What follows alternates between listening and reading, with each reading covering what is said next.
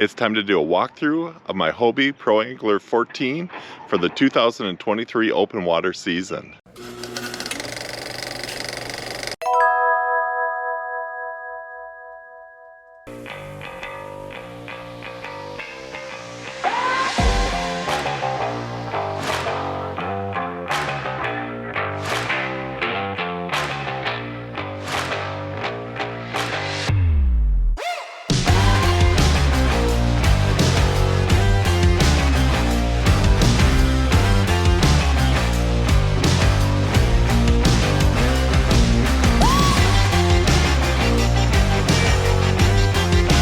All right, the first thing I want to mention are what I put on the side of my boat. I only put stickers on the side of my boat that mean something, and this year is no different. Of course, the first one I have is my FisherMN sticker. If you ever see me on the water and you want a sticker, I usually have a couple extra ones with me. My next one, you heard me talk about it when I got my tackle. Got Tackle Warehouse. We've got Catch. I've got a nice catch board that I used all last season.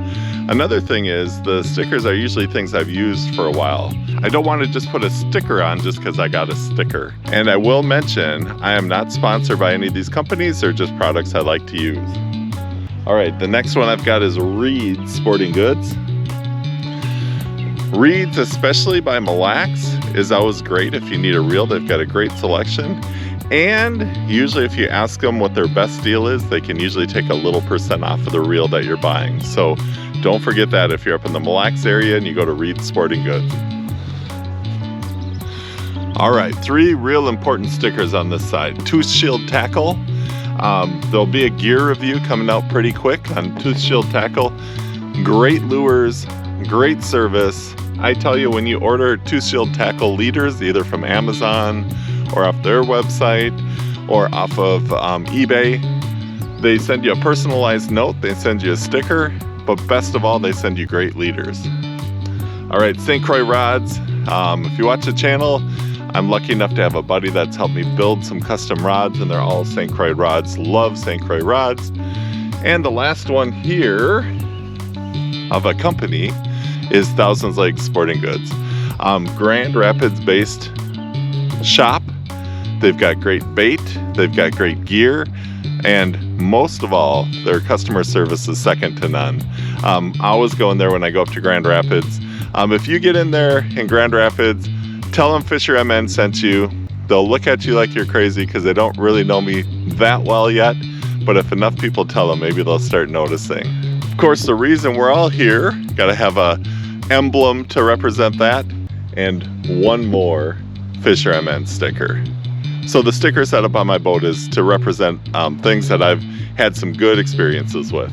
Okay, I guess we should go around the outside first. I got a catch board last year. You saw the catch sticker on the other side, and I've loved it. I got the bulky one. I didn't get the plastic one. In fact, this one's kind of cool. It's engraved with FisherMN on YouTube. With this catch board being a little bulkier than I expected, I was always trying to kind of find a spot in the boat for it. Well, watching videos over the winter, I saw somebody, I can't even remember who it was, who had this thing hanging off the side of their H-rails on the Hobie. And so I looked up the company. It's called Yak Gadgets, and I'm going to try this out this year. I can't really review it because I haven't tried it yet, but so far so good. It fits right into the H-rails with these screw bolts. Super solid. Still might be deciding where I want it as far as when I'm measuring fish and things. But first initial opinion, this fits in here great. So you just put it right over the edge here. There's 2 bungee straps that secure it, and that's not going anywhere. It's not something I'm going to be riding down the road with. It might be secure enough, but I don't like having any extra weight pulling on the Hobie either way. I've had trouble with my hulls cracking, so this will be assembled when I get to the landing. It will also be tethered when I'm on the water. So I got this hook and I've got a tether that'll hook to the boat. Nice addition to keep the deck and the kayak a little bit more clear. Something I will say about the Yak Gadget's measuring board holder is that they make mounts for other kayaks also. I just got the H-Rail one because that's what I have on my kayak. So you might want to check it out. The holder was a bit pricey because I had to pay shipping also, so it was about $47 for this holder. But you know what, if it does the trick and it keeps the deck a little clear, I'm okay with that. I'm sticking with my Railblaza mounts. I've loved Railblaza. Railblaza is actually something I've used for the whole time I've had my kayak. My original kayak, I had the screw-in mounts where I would mount them on the mounting board or even on the kayak itself. Hobie got smart and made their H-Rails, so now I have Railblaza H-Rail mounts. And all it is a starport system that fits right into the receiver. You click this little button, and there you go, you got a nice secure mount. That's my safety light. I actually have an extension for it if I need it. I could also put a back camera back here. The H-Rails are nice because you can slide those accessories back and forth. Sticking with Railblaza, I've got my rod holder here. Just click it in. If you had the drag set right, you could use it as a trolling mount. For me, if you watch my channel, it's just where I set my rod after I catch a fish. So just nice to have instead of having to set the rod down on the deck. Another Railblaza H mount here. Just click it out. You can move it wherever you need to. Swivels. Got the camera mount for it. This is that front-facing camera I use. Sometimes I'll use a wider angle like this. Sometimes it'll be right in front of me. And of course, when you get that big fish, put it right in front of you like that, and you get that nice shot of that big fish. Coming around to this side, another extra Railblaza H-Rail mount. This one I can put the camera on this side if I need to. Sometimes one or the other sides work better.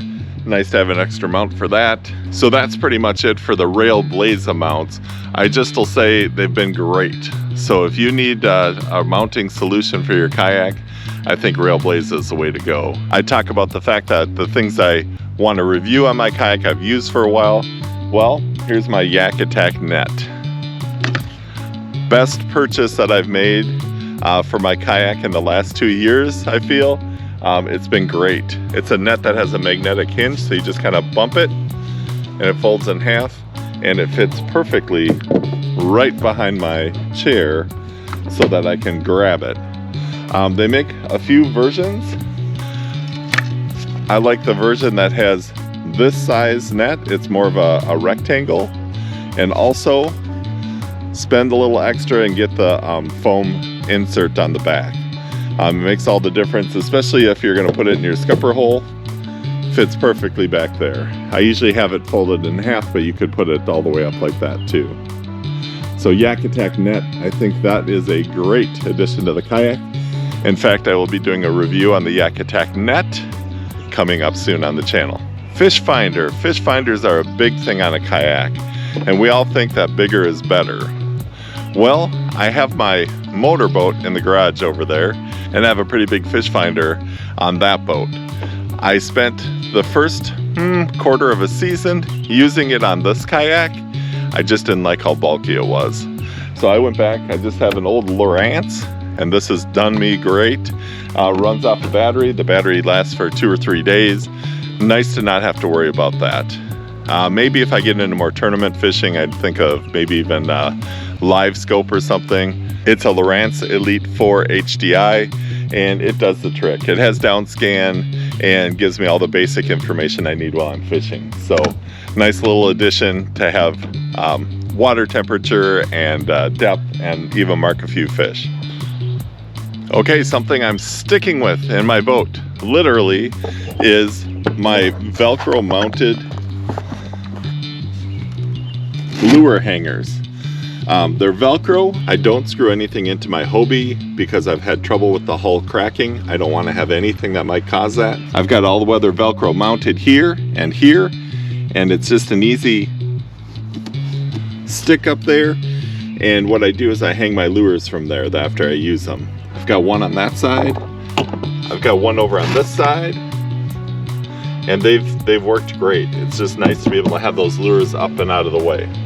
Last year, I took one of these groove systems. These are for crankbaits. Crankbaits fit right straight in here, missing a couple of the rubber parts. And I had it by my seat, but I found I wasn't using it too often. So instead, with my newfound love of jigs, I found the Groove Big Jig Launch Pad. So this is going to be mounted right above a third magnetic holder. On this magnetic holder, I like to have some clippers. So now I'll have a place to put my jigs upside down and another magnetic holder with some clippers on it. So as you can see, I keep the deck pretty clear of things. One problem that I was having was my tackle boxes. When I got to the launch, when I would pick up the back end of the boat to get the wheels out, my tackle boxes would slide forward. So I went with a Yak Gadget solution that I found when I was researching my board holder from Yak Gadgets. So let me show you what that looks like. They've got a tackle box organizer. It's got a couple of bungees that undo here, and it holds those Plano edge boxes that I was showing you in my last video. Just perfect. Can clip them on underneath like this, and if you really want to, you can put two more right under the seat, because this still has another 1.5 inches, 2 inches of clearance under the seat. It's hooked into the Hobie strap that comes with the boat under the seat, and it's good. It's not going to go anywhere. I would never travel with this on my Hobie. It's heavy, and like I say, I've had trouble with the hull cracking, and I want no way that something like this could be banging around and cracking the hull. It's got a little accessory holder on the side here. I'll have to see how that works with my rods here, but since this is a pretty clear area, it might just work out fine. And like I said, there's enough room to put another couple of boxes there. Another modification since I last reviewed my setup is this front hatch. I was still using the tackle holder that hooks in here, and it's kind of nice, but it doesn't fit the new boxes that I use. So I actually have a plastic storage box organizer here. Hobie makes a perfectly fitting plastic box in there, but come on, Hobie, it's like $40 for a little plastic box. Until I can justify with myself spending $40 for a plastic box, I think I'm just going to keep my clear box there. And that's last summer where I was using my battery charger, because it's a nice dry environment down there once you seal the hatch, and that's where I charged my batteries as I was using them. Front hatch, nothing spectacular. I got my dry bag with my first aid kit and some sunscreen and a few miscellaneous things that you might need out on the water. Got my PFD, my personal flotation device. Always wear your life jacket when you're kayaking, even if you're fishing in really shallow water. I got some bilge balls in here in case I need to scoop out any water. Got a bilge pump. I always have one of these on board just in case. You'd be surprised at how fast this moves water. I use it at the beginning of every year to make sure it still works. Got my fish scale for those monsters we're going to catch this year. Just a nice storage from Hobie up here to keep all your gear. Hatch closes nicely. All right, we didn't go to the tippy top up here. I've got my Navisafe light for when you're launching when it's really early or coming in when it's getting dark. It's got two colors on the front, one on the back. It's got the seal from the Coast Guard, meaning you can see it from 2 nautical miles or more away, but it's pricey. I just checked on Amazon and it's about $127. I was surprised when it was about $100 when I bought it, but man, things are going up. But good to have a safety light on your boat. So just check the regulations where you're fishing and see what you need to have up there. I like having something that is similar to what the boats are using so that they can see you out there when it's getting late or even early in the morning. My paddle is here stored. My wheels are upside down behind me most of the time. Just to keep the scupper hole safe, I took a water noodle and I wrapped it up in some electrical tape, and that tends to give a little more cushion as I put them down in the holes here. This part of my kayak is kind of open. I've been throwing around the idea of getting one of those Black Pack Pro modular systems or kayak crates. Let me know what you think. Do you use one of those? Is it handy?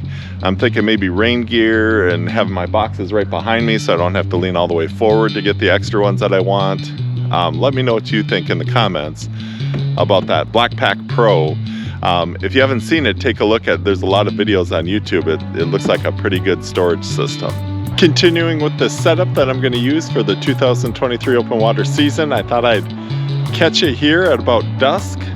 It's not too often I fish past dark, but I do get out to the lake really early, and I sometimes need some lighting then, and sometimes I'm getting off the lake a little bit late. So I thought I would show you what my setup looks like at night. I have the Railblaza system for my safety light on this side. And for my interior lights, the last time I did a walk around, I wasn't quite sure what I was going to use. I've decided that Velcro and these Life Gear glow sticks are just what I need. I've used these after dark a couple of times and before dark when I'm getting on the lake really early, and they've been just great. I have 4 spots of Velcro, but really just 2 work just fine. Right now it's at about dusk, and they're really starting to kick in. And when you have that light behind you going too, there's plenty of light. Another thing that I've decided, the Life Gear lights, I have red, green, and blue, and I've decided that green is the one that works best for me. At night, it doesn't take away your night vision. A great setup for me as I'm fishing from the dark into the light or from the light into the dark. Well, there it is. That's my setup for the summer 2023 open water season. I like to say I've got kind of a boring setup. I don't have the front-facing sonar. I don't have a ton of the accessories that you see, like a power pole on the boat. I've been pretty happy with my setup as the years have gone on, with just making some minor adjustments as I figure things out that I might need or want on the kayak. Let me know what you think. If you have any questions or suggestions, I'm always open to them. Thanks so much for watching this video. I'll be happy to be getting on the water soon. I hope you're out there fishing. Be safe. I'll see you on the next one.